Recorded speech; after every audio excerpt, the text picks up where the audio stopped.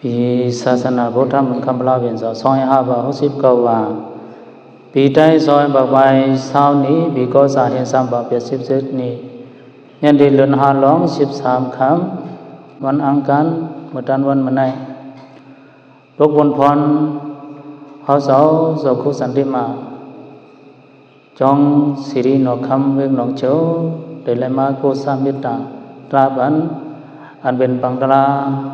ทำดีปังตราวิปัสสนาอุมุนธรรมสาเขาดัง10 วันปกกรรมสาวเก่าอันเป็นตนครูเจสุสาสาวสาสุคำวันโหน้ำนาเสปุดฝีเขาดังสังจันในเขาดังหกข้อตราใส่ซื้อว่าคบคนวนคืนกลุ่มบุญเจสุเจ้าสาวก้อนติญาเนี่ยเอาดังลองดังอันไหนเสปัญญาเสยยอกี่เขากว่า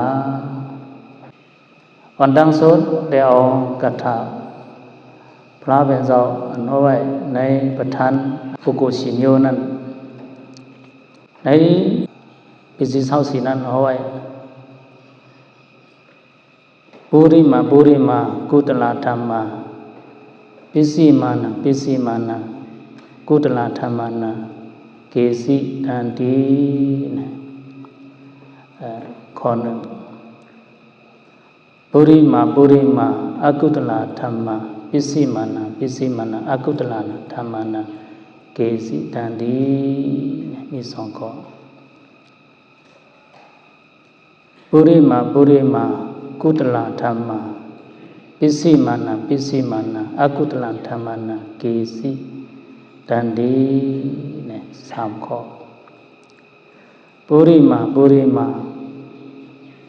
อกุตลาธรรมานะปิสิมานะกุตลาธรรมานะเกสิดันติ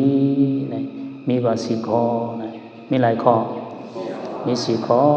ข้อหนึ่งก็หมายหนึ่งแน่อันว่าลุกตีแรงกว่าตีแรงอันว่านั้น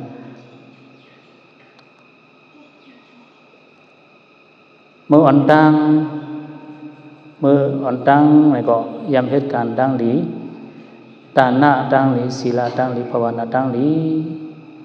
มันคืมยืนยาวมาเข้าหึงลุกตีภาวนาก็ขึ้นสืบเหตุการตาหน้าการศีลาการภาวนาเพศปรามีเหตุการณ์ตั้งลิเสออกปนลดมนลดกว่าติในสัมสารในก็หนึ่งอันในลุกตีแรงกว่าตีแรงเนี่ยก็หนึ่งก็หมาย2ครับเมื่อสัตว์ก่อนวันหลังก็อำละเหตุการณ์ตั้งลีมาตาหน้าตั้งลีศีลาตั้งลีภาวนาตั้งลีก็ยำละเหตุมาเสียมกาพูดถึงมาว่าสัตว์ในก็ลงโดนเริ่มคิงอำคกสลายเหตุการณ์ตั้งดีกุศลการตาหน้าอำคกสลายการศีลอำคกสลายการภาวนาสมถะวิปัสสนาก็ดันคกสลายเหตุเสลูหาตายเมื่อกว่าในก็สมยอในก็ลุกดีรับเสียงกว่าดีรับเสียงก็หมาย2นะก็หมาย3นะเมื่ออ่อนตั้งเมื่อสัตว์ก่อนได้ให้การตั้งดีมาให้การเลกุโสมาตาหน้าตั้งลิศีลาตั้งลิภาวนาตั้งลิเหตุการเหตุสั่งมาอยู่เสตาก็ถึงเพราะว่าแน่มักมีลีเป็นเตรียมทวนอยู่เสตาก็การตั้งดีนั้นเหตุเสลุอยู่ไว้ลงตัวเรื่องเคียงแล้วในสมภาวะก็หนึ่งในลุกตีแรงกว่าตีรับสิ่งก็หนึ่งมีก็3 ข้อเนาะถึงก็หมาย4นะเมื่อสัตว์ก่อนวันหลังได้อำเลยเฮ็ดมาการตาหน้าการศีลาการภาวนาวิปัสสนาเสดาก็ถึงภาวนามาคกใส่เลยตื่นเลยสาวกะย้อนเปื่อว่าจ้องวันหลังก็เนี่ยอำเลยเฮ็ดมาเตรียมทนและเลยมาเปลี่ยนทุกอยากขานเคียนซึ่งในเอาเกาถูกดีเหตุการณ์ตั้งหลีตาหน้าตั้งหลีศีลาตั้งหลีภาวนาตั้งหลีเอาเนี่ยคบคนวนใส่เสน่ห์เมื่อเศร้าแต่อำไรเตรียมทนมาเสร็จแล้วก็กำเดินมา เป็นพวกกูอันเตรียมทนกว่าลูกตีรับเสียงกว่าที่แล้วเนี่ยนี่เอาในเฮ็ดเป็นน้ำเฮ็ดคอน้ำนามันเสขึ้นมาคนวนใครด้วยปืนเจ้าเสียวก่อนติญญาพวกไหนซึ้งอันยกเกี่ยวเขายำมืดเจ้าเสียวอันผู้ไว้พองก็ตีมีอันอำผู้ก็ตีมีให้บ่ฮู้สอดฮู้ซีได้ก็ติเปลี่ยนไรเพียงนั้นเอาขึ้นไหลฮู้ไหลอันเจ้าเสียวยำลัดหนีมาใครหนีมาสั่งสอนมาขออวาตาซื้อแน่ใครขึ้นมัดทุกออกลัดหนีโยกิให้พวกเป็นเฮียงเสือตะลากว่าเนี่ยก็ได้ห่มซุ่มห่มสมเจ้าเสียวเนี่ยเป็นคนกะเหลาเนี่ยโยกิเขาต้องฮู้เจ้าเสียวเป็นคนสาติปังเบิดตรงเว้งตั้งยานคนสาติแล้วคนปังเบิดสาติตั้งยานสาติตรงเว้งตั้งยานสื่อมือเรียกเจ้าเสียวเนี่ยก็เจ้าโยเกียวเขาต้องฮู้ทำยามฮู้เนาะสื่อมือเรียกเจ้าเสียวคนติญญาไหนสื่อสายไอรูสื่อฮะมันจะว่าสื่อก็กึ่งเล็บเต้าเพราะมันยันใจมาได้ดูเนี่ยว่าตัวสายใหญ่ดูเนี่ยเมื่อสื่อเมื่อเรียกสื่อสายไอรู้สาวๆเขามีพี่น้องโฮมกันดังตองลืมแต่มีบอกหาก่อเนี่ยเป็นคนยิงกูไปเป็นคนใจก็เดินสุดมีปีนังสีโกนั่นน่ะเนาะก็สองก็อันตามได้ก็ได้เสียงก็เต็มมือมันเจ้าตึกเล็กเกิดปีน้องสามก็เมื่อเล็กๆนั่นเจ้าเสียวอำบ่เลยอยู่จ้องเลยอยู่จ้องที่วันนกอันวันปังบทที่จ้องมันเจ้าอำต้นเลยส่วนเล็กนำกาเนี่ยเมื่อเล็กเนี่ยเปิ้นทำได้เฮ็ดจ้องปังเบิดนั่นเปิ้นได้ขึ้นเมจ้องปังเบิดกว่าพันไม้ในเถื่อนสัวซ้ายไอรู้เนี่ยหายลายเป็นในเถื่อนมือซ้อมก้นเท่าก้อน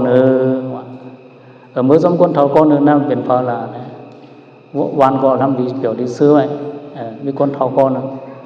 มือก็กระเฮือนเนี่ยบอตักเสียงโดซ้ายไอรู้โคตรเขาเลี้ยงเขา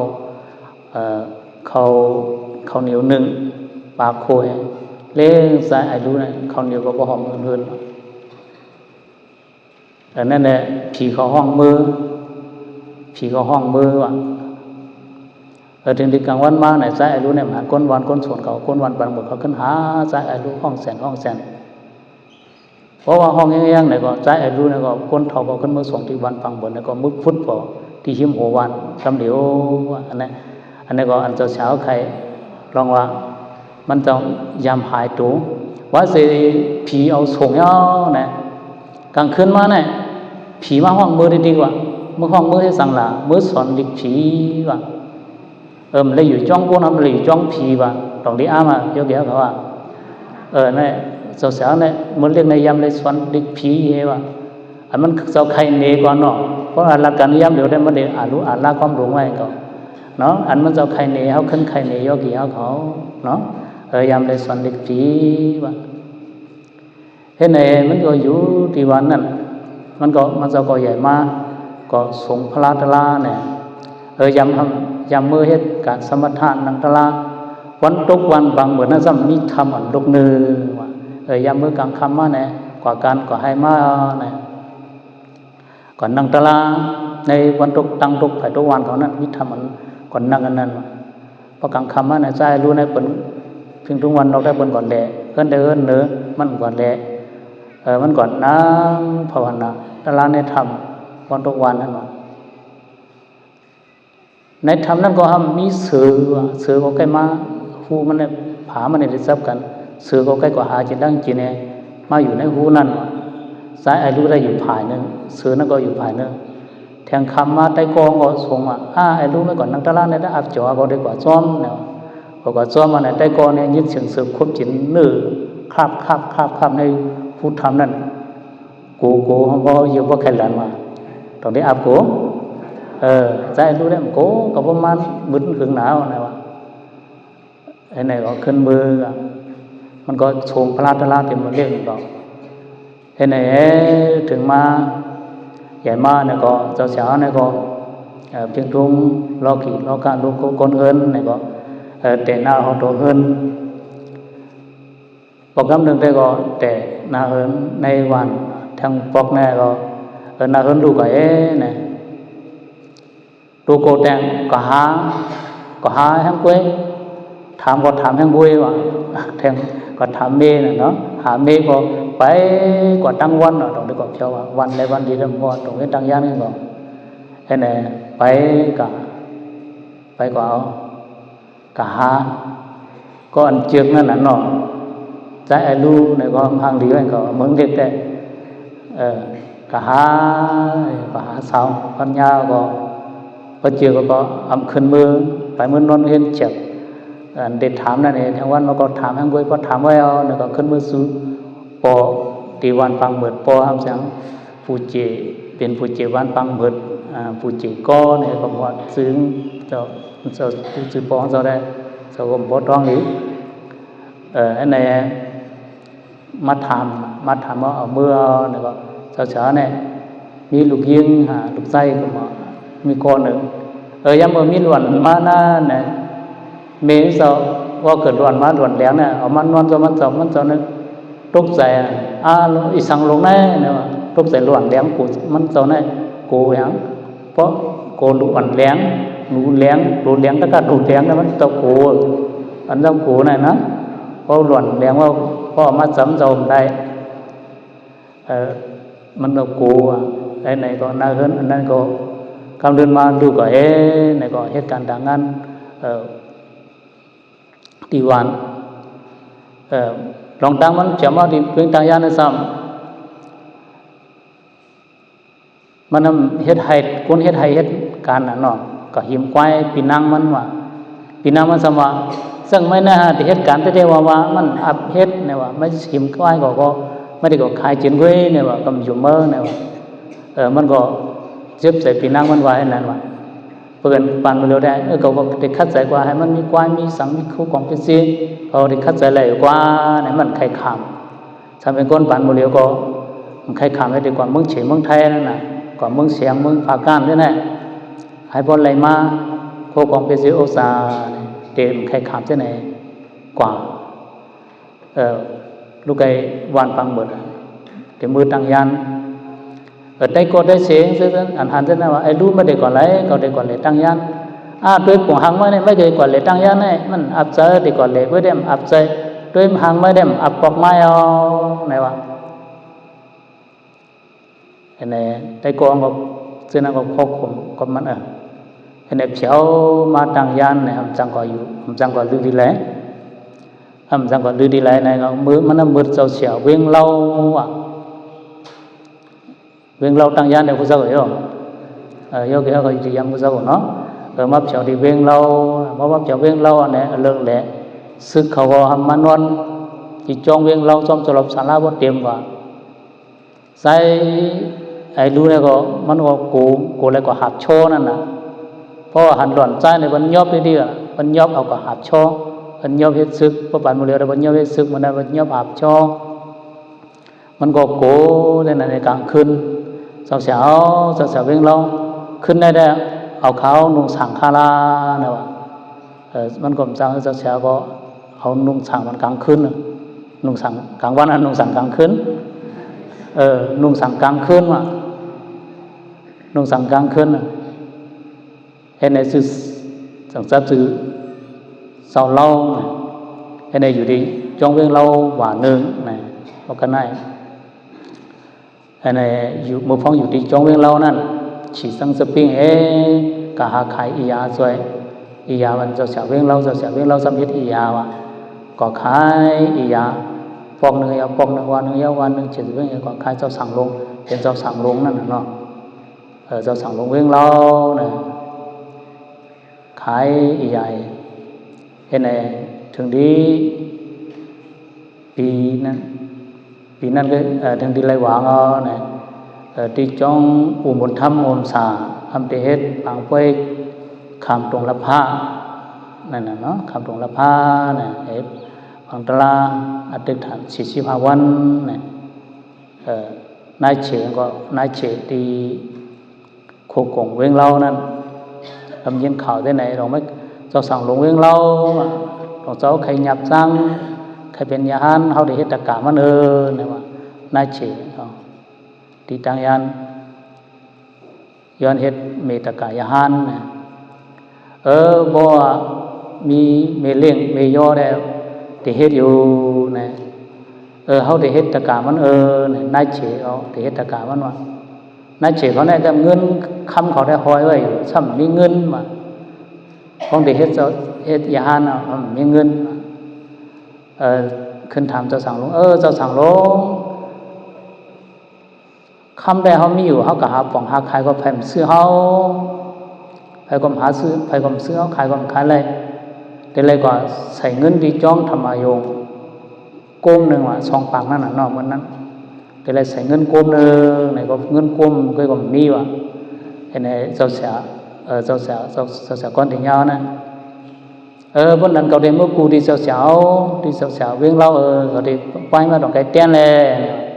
มันจะขึ้นมือดีเวียงเราเพราะว่ามือก่อนดีเวียงเราเนี่ยดีโคกงตั้งก่อเวียงเรานั้นดีมกัดอ่อนนั้นมันจะขึ้นมือก่อนก็หัน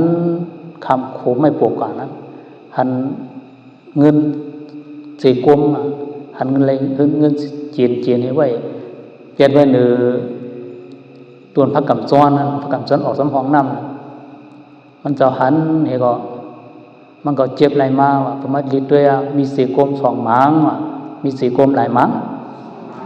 มีสีกลม2 มังนะดับลมเมื่อกูเงินเจ้าเสียห่อโลอันใดโลใส่ที่จ้องทำมาอยู่แน่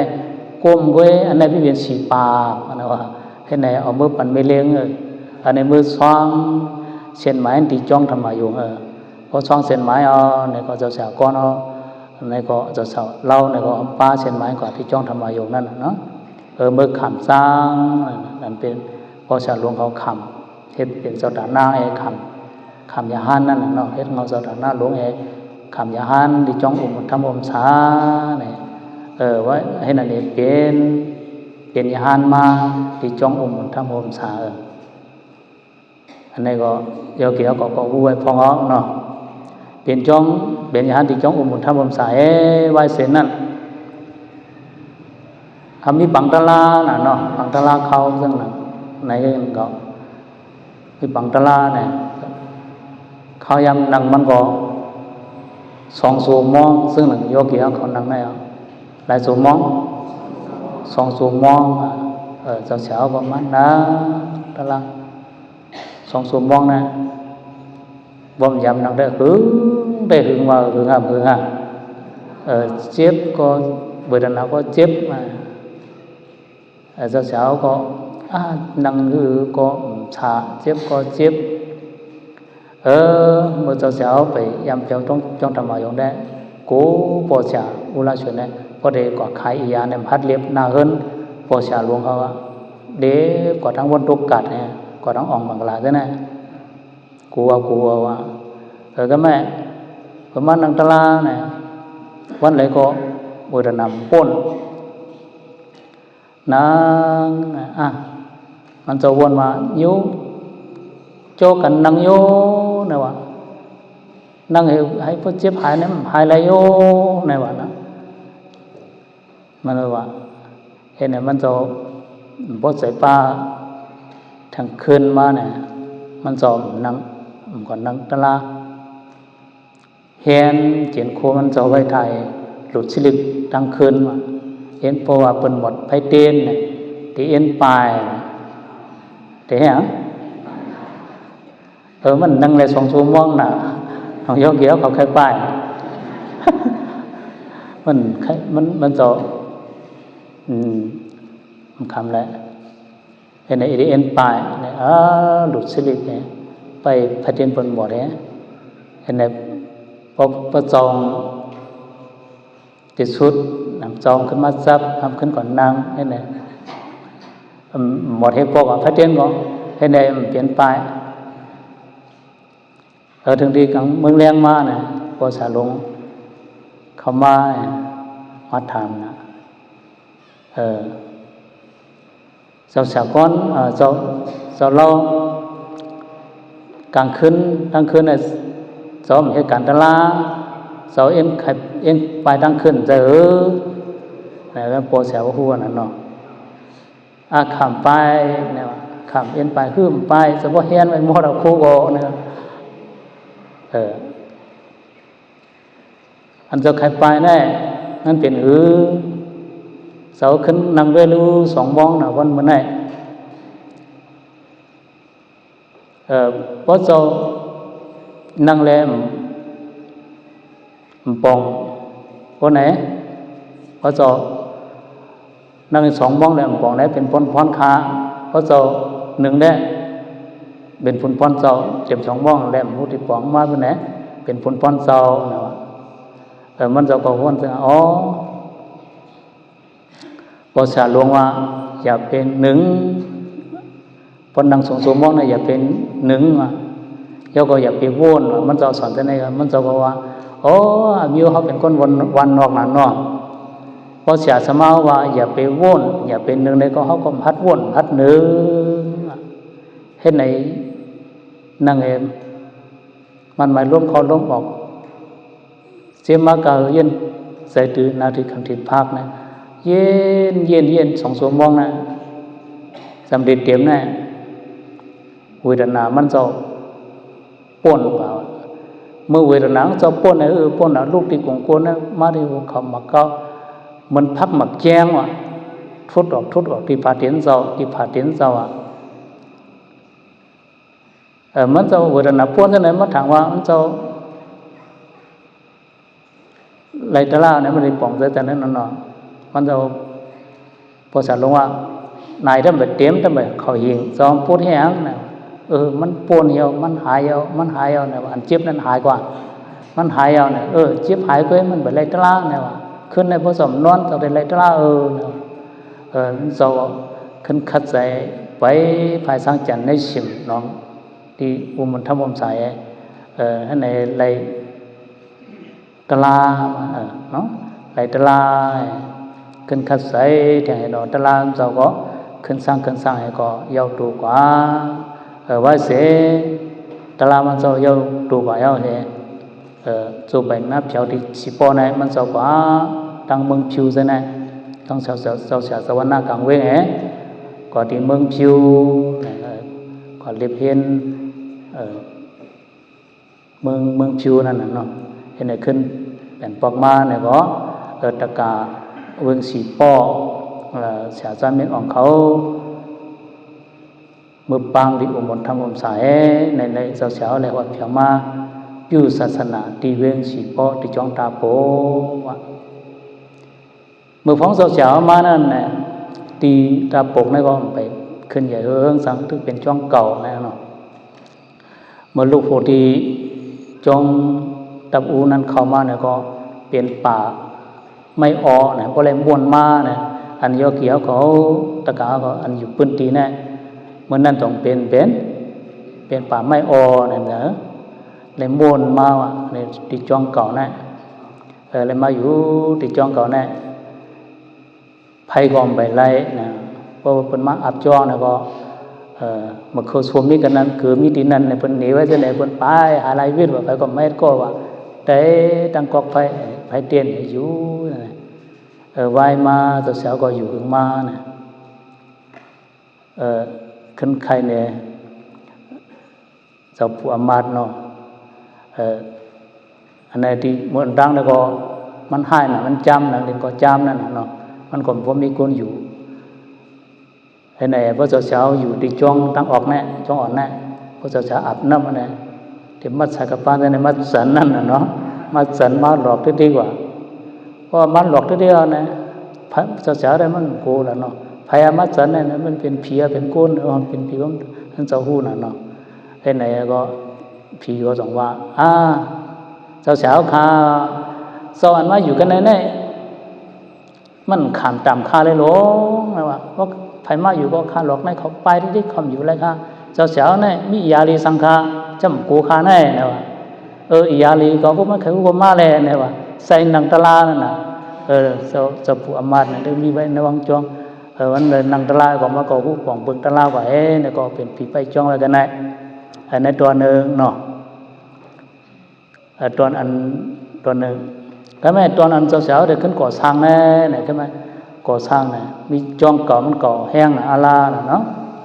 เสาๆก่อนตั้นเลยตึงปังสังฆนายกะตรงเว้ก็ย่าไปละก็ย่าไปเราในปังเปลือกเนี่ยตอนตอนนี้ขึ้นมาภิกษุนางลินมันเนี่ยตรงกับปังสังฆนายกะตรงเว้ต้องเสียพูดตรงเขาอย่างเนี่ยว่าจ้องเลยที่ภิกษุนางนี่จ้องตาโปอเนี่ยว่าก็ย่าไปเรา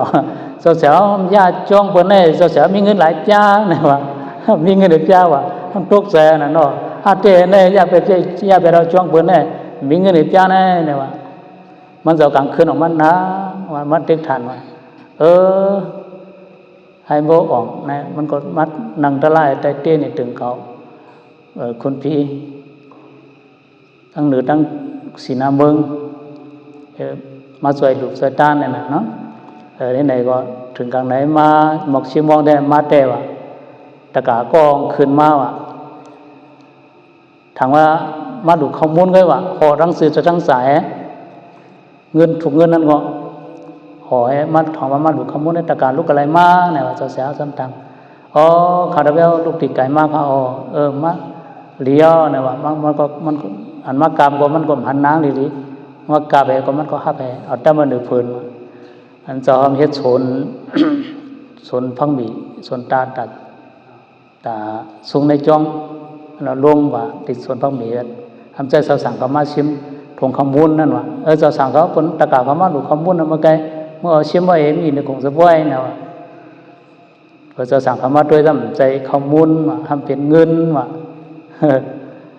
ทำเป็นเงินว่าไอ้เนี่ยเจ้าสาวขึ้นมาไอ้หางสาวสั่งเท่านั้นก็ใจชัวคำมุนในกาบไหวในสุ่มเอากาบไหวเนี่ยว่าสาวสั่งเขาขึ้นมา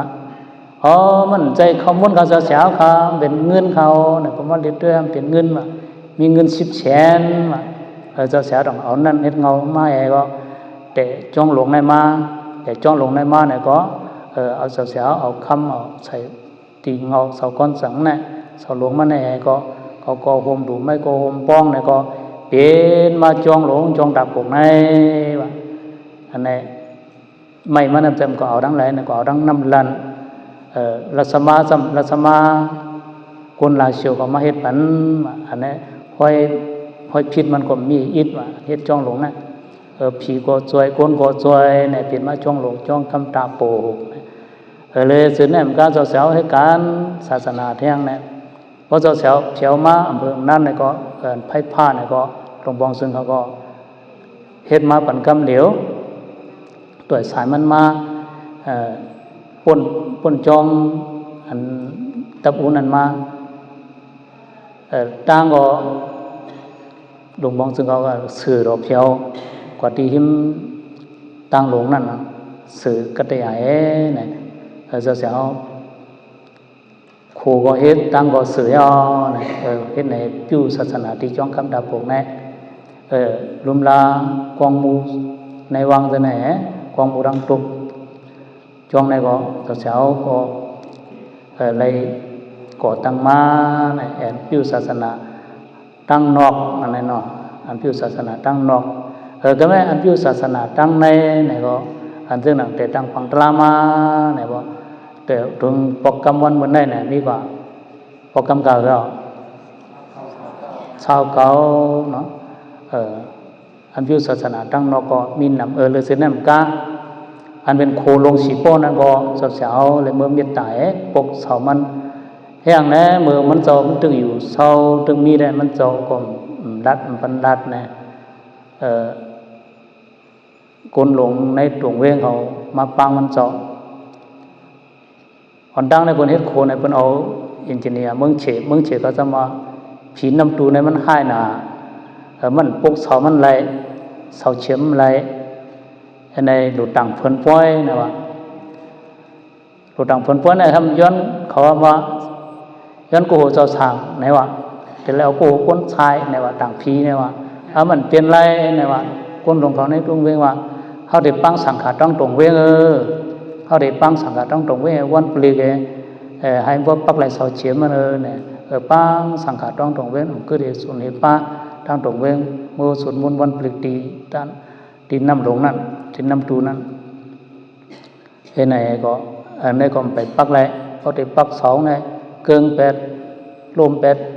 ปักไหลเสาเฉียมน่ะปักไหลในลมเป็ดเสาคนหลงในเวงสิปอเนาะคึดมันเจ้ากูจ้องในปังบ่แล้วหลงคือจังเจ้าเสียจ้องดับกูก็ยังไปไล่ปังเนาะไอ้ไหนมามันเราเสียมาปังเสียมาปังเสียสังขารในตรงเวงได้ขับแล้วขับปังยาววันหรือยาวค่ะเสาตาที่เป็นโคได้ไปอ่องเมียงค่ะเสียค่ะเนี่ยมันเราจะเนี่ยเสาเฉียมก็ไปปักไรค่ะเนี่ยไอ้มันเราจะพอสู่กติดีหรือความสั่งเขาได้เขาที่มือมิตรปันส่งมิตรปันไหลเนี่ยเสาเราจะเนี่ยอะไรวะครับซึ่งหลังเสาใครเปลี่ยนนั่นคาร์เวลเขาเด็กคัดใจอยู่ค่าเนี่ยเจ้าหลวงว่าเขาก็ออกเนี่ยไอ้ไหนกลางคืนมาเนี่ยตะการเขามาปังมือส่งเบ็ดตาที่โขนั่นน่ะเนาะที่โขลงเป็นพี่แว่นเสาเฉียมมันมีหลายเสา24เสาน่ะเนาะพี่มันใหญ่มันเจ้าเนี่ยก็จอมมือที่นั่นพาเหลือก็มันเจ้าหลอดกระถาก็กระถาใต้เลยน่ะกระถาใต้น่ะนักเสหินว่าได้นักเสหินนักเสหินเนี่ยมีอย่างแถวเรานักเสหินว่ามันเสโตว่าเพราะมันเสร็จตัวก็มันเต้ๆตั้งแต่ให้ไหนจุกให้ไหนปล่อยหินลงปลุ้มไหนวะนะนักเสหินมันเสร็จตัวพายเสนน้ำเขาปักลงให้พายน่ะพายเสนน้ำพายเสนน้ำไพเสลมอันนั้นมันเอาย้ำเรียกก็ย้ำดูในปุ่มอะไรก็มัวเป็นการตุ้นไว้ไอ้จอมันใจตื้อไรเราจะเสียเอาในมือจุดนะเมาเสนุนเขาพายเสนน้ำเขาไพเสลมเขานักเสหินมันเสโตนั่นแหละก็ย้ำยืนอยู่ที่มือเขาเรียกนะเราจะเสียเอาในมือจุกเกี่ยวกับฝนหินลงในน้ำนั้นปลุ้มไหนก็เราเสียขึ้นส่งมิตรพันผีไปนำตัวก็เสาเฉียมในดอกได้ปักอะไรวะเพราะปักเสาเฉียมอะไรเนี่ยผู้ก่อสร้างเขาก็ต้องขึ้นสืบก่อสร้างไอ้ก็เปลี่ยนโคมาโคลงสีปอเนี่ยว่าเจ้าเสียวพิวศาสนาดีตรงนี้สีปอเนี่ยก็โกนก็กว่ามาทั้งวันทั้งคืนเปลี่ยนเส้นทางเนี่ยก็เจ้าเสียวอะไรเฮ็ดมาเนี่ยกงมนเจซูซะเนี่ยย้อนเบิร์มันใหญ่นะอาลาแหละเนี่ยก็ใครมาขึ้นโตแต่ใครนี้โยกีเอาเขาเพราะผู้บาดแทงเนี่ยเลยเส้นนั้นก็พิวศาสนาตั้งในอันวันนี้ปังตลาวิปัสสนาอุมุธรรมอมสาถึงมาปกกรรมชาวเก่าในก็อันมาคัดใจนั่ง2 ชั่วโมงเนี่ยนึ่งเจ้าเสียวก็เขาไว้ก็นายรวยก็ผู้รวยเขาก็ผู้ป่องปึงตลากว่าป้นเวทนากว่าผู้สะโพตลากว่าในก็ที่ในจ้องเนี่ยพวกผู้สะโพตลากว่าในก็แต่ได้อยู่สักวันในโลกาเนี่ยก็มันพอมีลองอย่าว่าย้อนเบื่ออย่างไหนเขาพอเยี่ยนกันขันทีไร2 ชั่วโมงน่ะสงสัยเขาเยี่ยนยักนะป่องกว่าผู้กว่าเนี่ยก็อันนี้เพราะว่าผู้กว่าเนี่ยก็พ่อนเรียนสาวอ่อนโหน้ำในเฮ็ดไว้เนี่ยก็ข่มเงากุ่งหมูมันเจ้าเนี่ยก็กะเย็นกะเย็นตัวกะเย็นใส่ช้ำสากว่าเห็นไหนมันจะพิวศาสนาที่ตรงเวงสีปอเนี่ยเลยสินั่นกามันจะก็ประกอบทั้งหลายเนี่ยก็ส่งเมตตาที่ขอสังคมสอนมันจะอันมันจะใกล้ยำสั่งสอนได้ก็บางบอกก็ให้คัดใส่บางบอกก็อำนังตะลาก็ให้ไรตะลาทูน่าเนี่ยได้ใกล้ลัดนั่นน่ะเนาะอันนี้อันเจ้ายำฮอยำลัดเนี่ยโยกีเอาก่อนยำยินตะลามันเจ้าเนี่ยก็ที่มี มันจะได้เพราะว่าเอาขึ้นเอาอันมันยาวเสียยำทบตะลามาเนี่ยว่ามีความสองก็เกินน่ะมันจะว่าวนพ้นนังตะลาเนี่ยจะเลยวนฮะวนตั้งแล้วว่าโบเชี่ยวก็หมายสองสามอย่างจะเลยเย็นว่าจะเลยอย่างจะเลยเย็นจะเลยเย็นกันขันทีว่าเพราะมันเย็นไรเนี่ยก็พ้นเพราะมันเย็นไรเนี่ยก็มันไรนะเนาะจะเลยเย็นเขาทั้งสมมติที่ตามสองสมมติก็เย็นยากนะเพราะเย็นเนี่ยยากเลยด้วยกว่าแต่เนี่ยก็มันก็กำเริบมาเวทนาก็ปนเวทนาพุทธมังหยันพุทธเวทนาพุทธมังหยันพุทธนั่นนะเนาะเจ้าๆก็อันนี้ก็ให้เลยเป็นเฮียงใส่โยกีเขาเนาะมังบอกมันเจ้าก็ใครเนี่ยเขาก่อนมันอ่อนเขาก่อนแหลมมันนั่งเอาลองดอกกัตภาเขาในเมืองมันประการเขาสวยเสร็จเดี๋ยวเขาเส้นแน่มันหูใจเอามันหูใจเจ้ากันนะใจสูแน่หมอวนน่ะหรอมันใจหมูใจมาลงเขาได้ตัวเขามีกันเลยแซวมีกันนั้นเนี่ยอันนี้ก็มาเปลี่ยนเฮียงตลาใส่มีมาเปลี่ยนเฮียงใส่เขาความได้มันคึกใจตาก็พอมาด้วยทำมันลึกไว้สงใจใส่เขาวนเจตั้งตัวเขาใส่เขาเนี่ยมันคึกกันเพราะมันคึกกันก็เนี่ยก็สติตลามันมีอะไรบอกเนี่ยก็ตัดเตหันผู้ป่องปึงตลาอันว่านั้นต้องได้เปลี่ยนไรเปลี่ยนไรตัวมีกันเหรอเสริมมีกันนานบอกว่ากว่าเช้าที่ไรก็ย่ออยู่ที่ไรก็ย่อนั่งที่ไรก็ย่อนอนที่ไรก็ย่อทั้งตัวทั้งใส่ให้คึกกันให้ด้วยสปอร์ตลาในตัวมันจะสั่งสอนได้ไหนมันจะว่าใจเขาพูดเสร็จแล้วมันวนเจนะเนาะในมันเอาเจ้าเนี่ยก่อนเลยมาปิวสูลุ่มลามันเจ้าเนี่ยก็มันเจ้าไข่นี้นั่นมีดังนำเนาะอันเจ้าต้องอะไรปืนมันเจ้าขอสั่งสอนมันเจ้าอีวอนเนี่ยมันไข่นี้ยอกี่เขาเจ้าอะไรมาลุ่มลามันเจ้าที่ไหนหมกสองเดือนนี่ไหนเมื่อเกี่ยวตั้งย่านแล้วก็เมื่อด้วยเวสามันเจ้าลุ่มลามันเจ้าตัวบอลหลอนกว่าในก็จ้องลงดังมันเจ้าอะไรมาอยู่ที่จ้องคำตาบวกนะครับมิซึ่งในว่ามันเจ้าว่าอ่อนดังเนี่ยมันเจ้าเป็นก้นก้าว่ามาปองเนี่ยมือจ้องอันเก่าๆดูแล้วว่านั้นมันเจ้ายามใดมาดูด้านเฮ็ดเจ้าฐานหน้าจ้องปองหนึ่งในจ้องมันก่อนเนาะจูมันทำอะไรขึ้นมาผิวศาสนาที่ไหนติตาปรุงเนี่ยก็อันพวกตาปรุงเนี่ยได้เป็นความได้ที่เป็นผ่องเขาเขาจะในเนาะเป็นคำตานั่นน่ะเนาะที่เป็นอันที่เป็นคำเนี่ยมาเร็วไอ้นั่นมันจะว่าย้อนเบอร์ว่ามีตาหน้ายามไรเฮ็ดปรามีมาที่ไหนอะไรมาผิวศาสนาที่ไหนวะที่จ้องคำตาปรุงไหนวะมันมีพูดถึงว่าปั่นไว้ในสัมสาระได้มีจ้องเลยจูทีเดียวสองใจปั่นไว้ในเรื่องบ่มีจ้องก็มีจูเลยจ้องลองดังปั่นไว้ที่ไหนจะดีในตัวก็เราหลอนก่อนnàyมันจะมีปืนhàng lýมีcùng chia su giờ xem ca lên nế sắc sĩเป็นที่ลีเยิงเนาะเจ้าเสียวเนี่ยมันซื้อพวกโกโยโย่น่ะเนาะเป็นเจ้าฮันอันออกทัดดอเนี่ยก็ชั้นนี้จริงอยู่ห่มซ้วมบ่มซุนเชียงต้องใจมันจะร้อนกว่าในก็มือเอาเตรียมมาที่ไหนเมื่อปีวันที่เขาเตรียมกันนั่นนะ15 เหรียญ216มีก่อน216เนี่ยก็มี10 ปีเนาะเจ้าเสียวหล่อนเนาะเจ้าหล่อนกว่ามี10 ปีเลยฉะนั้นก็ที่หมายต้องอันเจ้าเฮาว่าเสียงเจ้าหล่อนนะวันถัดต่อมันจะออกนั่นน่ะเนาะให้เอาและถัดต่อเจ้าเนี่ยให้แล้วออกมาผู้โสที่จ้องดาโปกในปันมาที่จ้องดาโปกปันมาโมดที่เมืองใหญ่ก็เอามือพองในที่ไหนก็เอามาปันมาโมดเอาที่จ้องธรรมายงได้มันครบสลายสังนะมันมั่งนะก้นก่อนนำนะมันครบสลายสังปันมาที่จ้องคำดาโปกในโมดตั้งวงฐานตั้งสังเอามาโมดเนี่ยก็ มีสารลงว่าที่จ้องตอนตาธรรมยงเขาเนี่ยเลยว่าทัดต่อเสียนะเลยว่าเสียมิวเลยสังฆาเลยสังฆาเลยสังฆก็เย้าเลยเอากลับมาว่าขึ้นก่อย้อนมาพุงฐานเขาเลยเนี่ยว่าเขาขึ้นเอาลูกเอากันไหนเอาพุงฐานนั่นพุงน้ำยาพุงเผือกนั่นเอาส่งมือตังยันพุงว่ะ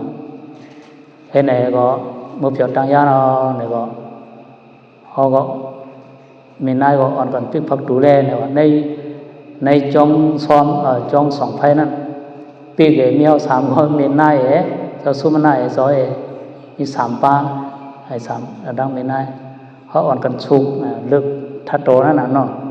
เลิกในนะชุกพุงฐานนั่นชุกในดีอ้ามก่อนนะเนาะพุงฐานลงไปก็ถังมีเอาก็ตูทบก็ยามีน่ะทัดโตก็ยามรู้จักอันนั้นชุกก็ชุกมาทำอะไรมาเหมือนว่างเสียงน่ะนะไปยินเหมือนว่างเสียงไปยินน่ะยินอยู่ก่อนในมนๆนกๆก็แหวอะไรมาเสียงมันดีอ้ามเฮือๆเรื่องๆไงอะไรมานั่นลงขึ้นชุกแทงชุกอะไรมาแทงสามอันอะไรมาใส่มีเสียลงชุกอะไรมาสามอันจะสู้มันหน้าอันแต่ก็จะมันได้เสียอันมันดีอ้ามาเนี่ยในก็มันคนเสียงหาเสียงอันเป็นว่าหายตนาที่ภาคการที่เมืองสุเสน่จ้องในตัวขันเท้าก็มียตนาเกี่ยวมีอยู่โลมีเสียงอยู่โลพอหาเลยได้มันมีในตัวเขาไปเสียงอันว่าเนี่ยเขาจะวนในเพียงเว้นในใจเขาก็ติดคัดใจหากว่าเนี่ยเห็นไหนมีเพียงใจมากก็ไปมาก็คัดใจกันทลานั่นน่ะเนาะแม่บอกป่องปึงกว่าก็มันก็โจมไม่ลัดมือไหนก็ไม่เหมือนนั้นโจมเหมือนนั้นเนาะเนี่ยเขาก็เลยมั่งหาตั้งปีตั้งเลือนเต็มเรียกต่อเท่าเนี่ยเขาหาเสียงดังนอกเนี่ยก็ไม่โมดเหหายเฮือเอาลูจ้องในตัวขันเท้าก็เสียงเนี่ยหาอะไรยาดนาในตัวเนี่ยก็หาอะไรจงหาอะไรมาอะไรจงสักเสียรักฐานมันอันจะเสียก็น้องเด็กก่อนเนี่ยมันเปลี่ยนตีลีเยอะจงใจก็ใครเยอะเลยก็ลูกถอมความมันเจ้าน่ะเก๋ความมันเจ้าว่าอย่าไปว่นว่าอะไรอย่าเป็นหนึ่งยืนหึงในเพื่อนน่ะเพราะอะไรเสียงในตัวเขาสนใจเพราะไหนได้ไม่ได้ฟ้องมาไม่ได้พูดมาเพราะว่ามันคัดใจเลยเนี่ยก็มันเด็มเลยในมาอยู่กลมงอมันจะปกป้องไว้เลยก็เลยอย่างนี้ก็อะไรเป็นสัมยาตีดีเยอะเขาอันซื้ออันเป็นลูกน้องตะเปก็วันตามเมื่อนาเนี่ยในกะอันโฮพ่อก็ว่าในพวกกูสีก้อนั้นเจ้าเสียเอาในขึ้นมาทัดเลยกำเรื่องเสือเป็นพวกกูก้อแหละพวกกูลูกดีเพราะว่าอันหูอยู่ที่วันนอยขึ้นมานั่นน่ะเมื่ออยู่วันนอกได้มันหูเลยสนใจมันหูน่ะผมว่าทำไมอยู่ห้อเนี่ยมันก็ญาติสมาดีหูไงเข้าใจก็ป่องมาไรมาเนี่ยก็เป็นคนก็หมายสีนั่นลูกที่รับสิ่งกว่าที่แรงเนี่ยอันไหนเขาจะเอาโยกีดังบุดังเสียงเนี่ยก็อะไรเป็นดีหลียังเอากว่าวันต่างเมื่อไหร่อะไรอ่อนกันเข้าใจกันตลาวิปัสสนากว่าวันต่างเมื่อไหร่อะไรโจโกหันตลาทุตลาเนี่ยหังไปหังมันกูเจ้ากูป้ากูก็กูคนทำบุดังเสียงเสียงกรรมเลยได้